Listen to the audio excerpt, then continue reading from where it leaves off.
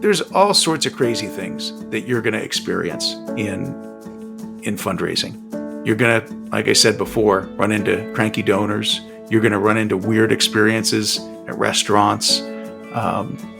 Anything and everything can happen. And so just try your best to be prepared and practice a lot.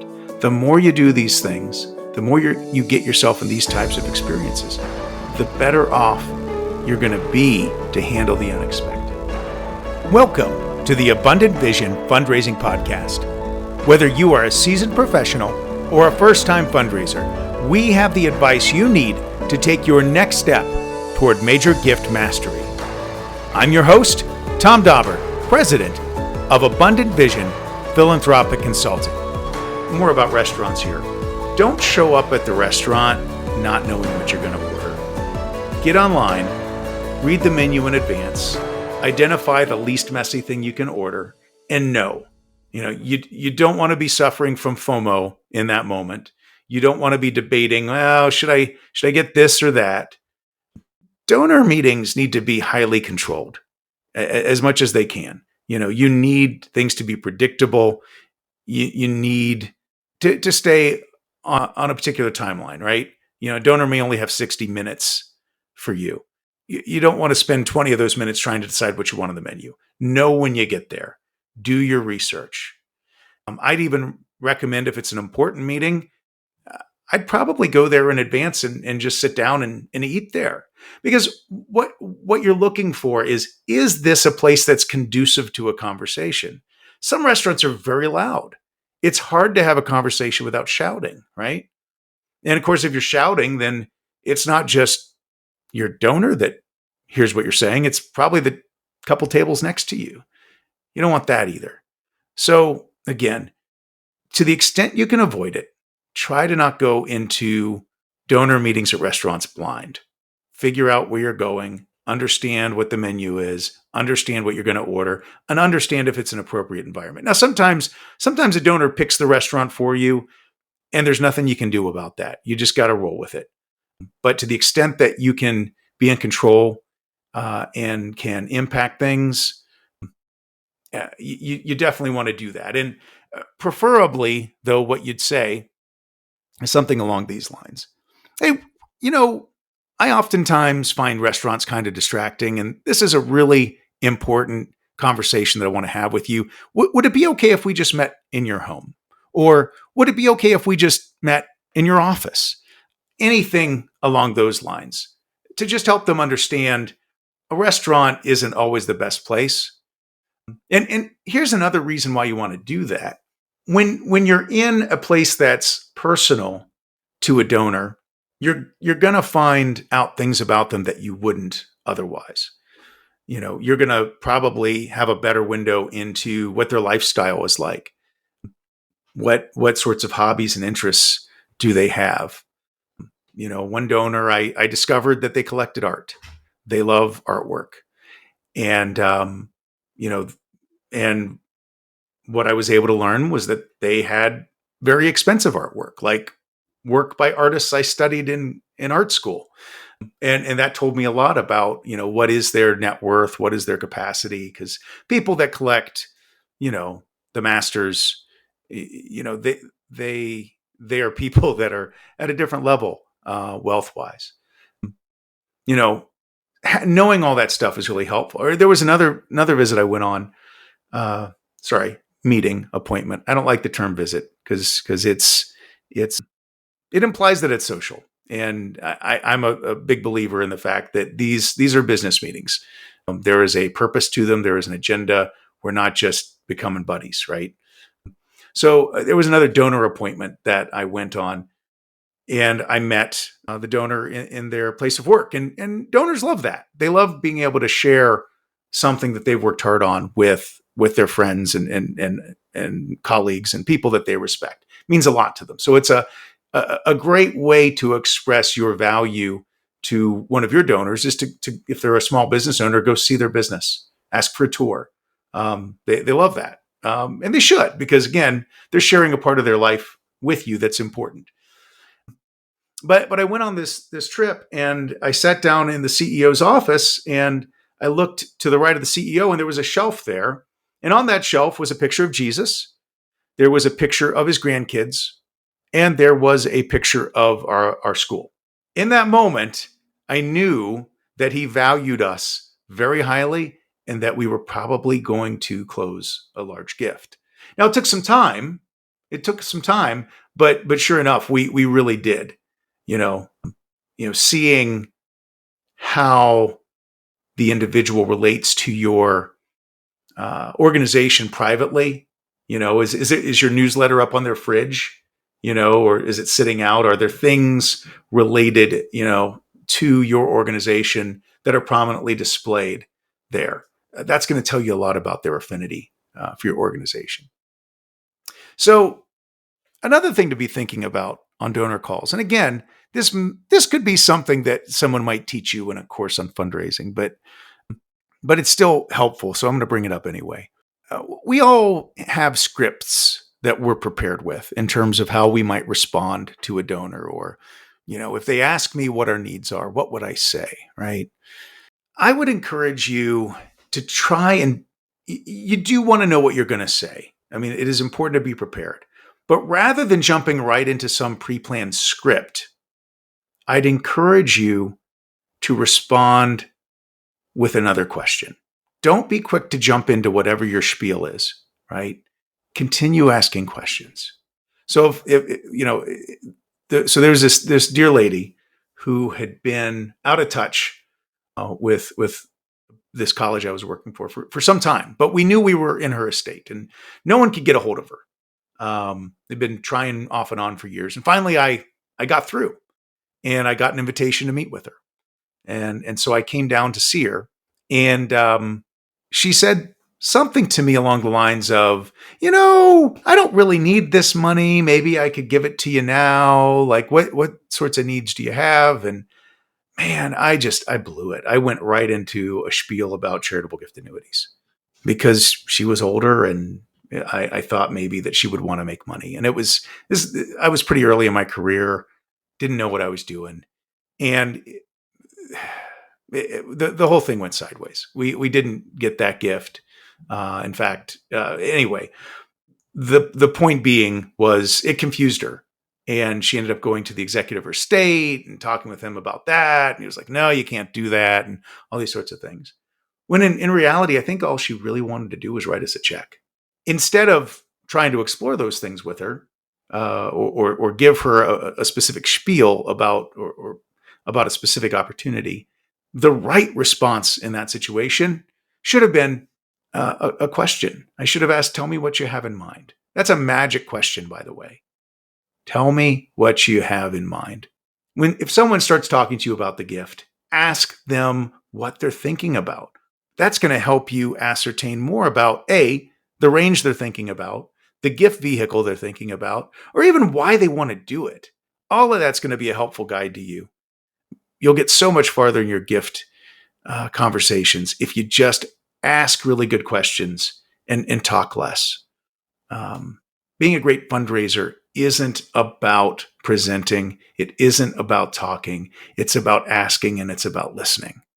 Another important thing to keep in mind when you're thinking about donor meetings, if you're going to run into an angry donor from time to time, just remember, an angry donor is a passionate donor. We often think of love being the opposite of anger, and since we want donors that love us, we avoid the angry ones, right? But that really isn't how it works. The opposite of love isn't anger, it's apathy. It's the person that doesn't care, right? So who you want to avoid are the people that don't care. A person that's angry about something in your organization is a person who cares about what you're doing. Tom Dauber here for Abundant Vision Philanthropic Consulting. Fundraising can be hard work, and it can be hard to mentally get into the place you need to be in order to see new opportunities. Everyone struggles with it. We are like the fish in the fishbowl who just can't see the water they're swimming in. That's when having outside expertise comes in handy. For 25 years, I've been helping nonprofits analyze their challenges, discover new ways forward, and develop clear plans that lead to greater fundraising revenues. Now I am available to help your organization develop the abundant vision it needs to inspire new levels of philanthropy at your nonprofit as well. Check out abundantvision.net to start your journey toward greater fundraising success today. Now, back to the show. So you need to view that as a person who's very passionate, who cares a lot, and is moved to great emotion over something they see that isn't right. And I'll never forget one of the first angry donors I met. I was able to identify what it was that really was making him angry because I listened to him, and I was able to work out with him a way that he could make a gift that would directly address the thing he was angry about and help us fix it. And we were able to close a really nice gift. I think it was like $50,000 with this person who really started out that conversation giving me a lecture about all the things that he thought were wrong with the organization. Another thing along those lines, this was a person who was in a smaller community. You want to be very careful not to make assumptions about smaller markets and impoverished communities even. Working with healthcare professionals, what you'll find is that many of them who practice in those smaller communities, they have some means. And if you're engaging them in ways that impact things they care about, even that community, they're going to be interested in hearing what you have to say. You'll also find that many folks in that particular type of scenario, they may be hiding their outward signs of wealth. I remember talking to a dentist once who was in a rural community, was not a particularly wealthy community, and his vehicle was pretty beat up. And he said to me, he's like, "Look, I don't want a person who gets a bill from me for a crown to think that they're paying for my extravagant lifestyle." And this person clearly had money and he was successful and stuff, but when he went out of his way to not be showy about it.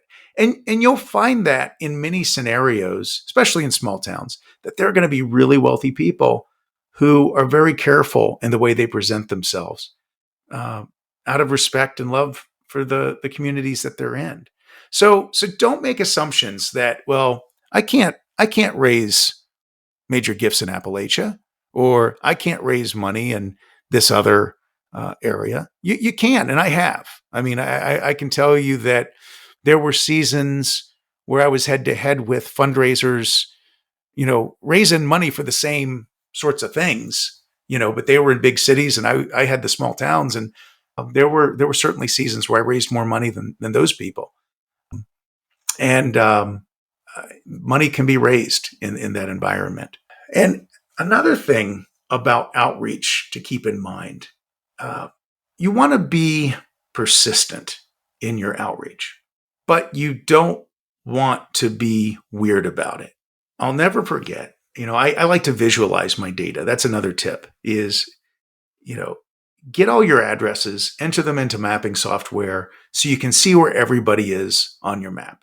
That's going to help you plan your travel out way better. But I could see this individual in the middle of in the middle of a very wealthy area, and I knew he had money because his office was in probably some of the most expensive real estate in the world. Right? That's where this guy's office was, and he didn't live too far from there, walking distance really. But I didn't know how to get a hold of him. I talked to his classmates; they didn't know him. I had no clue how to get a hold of him. I called his office, and his gatekeeper, his receptionist, would not let me speak to him. Always gave me the brush off. You'll find that a lot in bigger cities. But anyway, you don't want to be the person that's calling every 30 days, right? If you're not getting through, if you try it a couple times, spaced out over 9 months or so, just let it rest. Try a different means of communication. You're not going to get the receptionist to let you in just because you call it a fifth time. It's not going to happen that way. You might want to try a different time of day. Maybe the receptionist is out at lunch and somebody different answers the phone. That could happen. I tried email. I tried snail mail, all the different things. Couldn't work. Well, it just so happened I was in this big city to visit somebody else. But again, was within walking distance of this individual's office. So I thought, well, you know what? I'm going to bring a really nice gift, something that was branded with my organization. It's actually a history book about the organization, and I'm just going to take it, drop it off with a note in the thing as a gift, and let them know. Love to talk with them sometime. So I walk in. This was a dental office. I walk in, and it was around lunchtime, and person at the desk smiles warmly, greets me, and turns out the receptionist is gone. It was this dentist's daughter, and she ushered me right back to see him. She said, "Oh man, he'd love to talk with you." So I gave him that present. Heard some fantastic stories from his life and career, and he invited me uh, to bring the dean back uh, to talk with us more about the school. And at really one of the most influential kind of hoity-toity sorts of places in his city. But all that being said, is that you just don't know what's going to work with somebody, so you got to try. I mean, I think of another dentist, and I was really like friends with his receptionist. Like we were tight. We'd chat about our kids, all those different things, and she would always try to connect me to him, and it would never work out. He wouldn't respond to email. But if I contacted them on Facebook Messenger, I would get a response immediately. Now, I don't necessarily recommend doing Facebook with donors all the time, but it worked out that way in this particular scenario, and it was a lifeline to him because it was the only way. Wouldn't answer his phone, wouldn't respond to texts, but Facebook Messenger, he was all about, and so that's just what I did. So everybody has a different way of wanting to communicate, and it's your job as a fundraising professional to figure out what works for them and to honor that. Now, one last thing to keep in mind: always be inviting people to deeper engagement, especially through experiences with your organization. I'm not a big fan of events, but sometimes you're doing events. Sometimes there are things that happen with your organization that are event based that would happen whether there was fundraising going on or not. Um, Invite people to those things, and just remember, even if it's just a dinner with you and a one of your leaders, even if they say no, it's really important to not view that as a failure.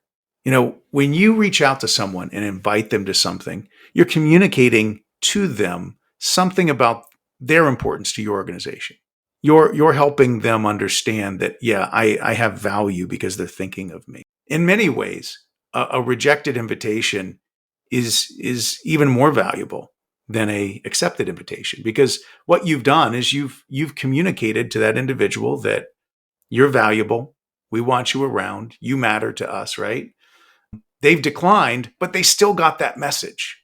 So you don't have to pay for them to be there if that's part of it. But at the same time, they've made space for somebody else. So that's one other person in their space, that in their place, that you can invite to be a part of that. So anyway, just remember, um, always be inviting people into deeper engagement through experiences with your organization, and even if it doesn't go the way you want it to, don't view it as a failure, because an invite in itself communicates value. Well, that's about all I have for today. There's all sorts of crazy things that you're going to experience in fundraising. You're going to, like I said before, run into cranky donors. You're going to run into weird experiences at restaurants. Um, Anything and everything can happen. And so just try your best to be prepared, and practice a lot. The more you do these things, the more you get yourself in these types of experiences, the better off you're going to be to handle the unexpected. Now, if you have questions about specific issues that might come up, or even if you have your own story that you want to share, something where there's a great learning, reach out to me, let me know, make a comment, either on my blog site, or email me, or You can, I think, leave a comment with the podcast there too. But let me know, because I'd love to hear your stories. Anyway, thanks again for listening. It's a pleasure to be with you today. Hope you all are having a great summer, and happy fundraising. Now, if you've enjoyed this podcast, please be sure to subscribe and give us a 5-star rating on your podcast provider. As always, I'm your host, Tom Dauber. Thank you for joining me as we journey together toward major gift mastery on the Abundant Vision Fundraising Podcast.